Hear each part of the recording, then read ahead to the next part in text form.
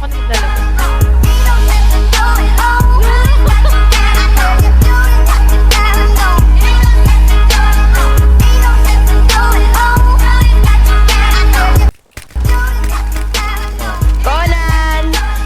Pera tas repeat, pera ko nag-multiply. Kotse ko ay makintab, forma ko ay laging fly. Yung sapatos ko malinis, yung damit ko di kupas. Dami nang naging problema, pero lahat nalutas.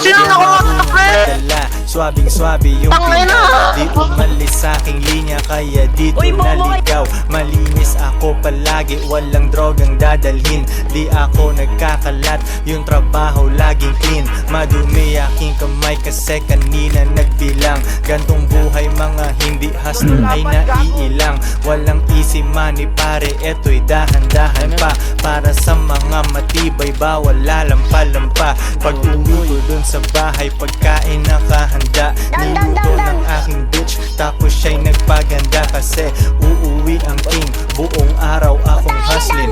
Kung di tungkol sa pera, yan ay hindi para sa'kin. Yan. Ito.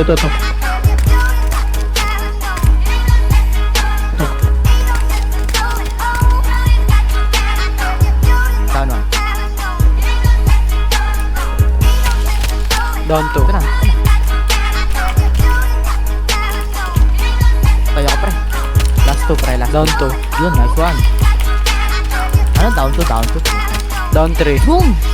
Konti lang kaibigan ko pero maraming kakilala. Usapang hindi pera, laging di ko maalala. Sagad ang bawat oras at wala kong sinasayang. Tung mga chikas ko ay lagi akong niyayabang. Sino ba ang hindi proud? Tingnan mo naman si Koy, ang tamang tawag sa akin, pambihira na Pinoy. Lahat ng babae ko nag-aambag sa aking shit. Yung milyones ay naaamoy ko pare, this is it. Di na pwedeng bumalik, malayo ang narating. Hihiga ako sa pera tas tulog ng mahimbing. Gising, kain, ligo tas kuhain na ulit ang cash. Kita ko isang dangkal, idadagdag sa aking stash. 2 joints, international, kahit anong coast. Kuhaan mo ako ng picture, katabi ang aking host. Di ko sila tinatago, sa isang kotse kami. Tinanong mo ba't ganun ako, kaya ko kasi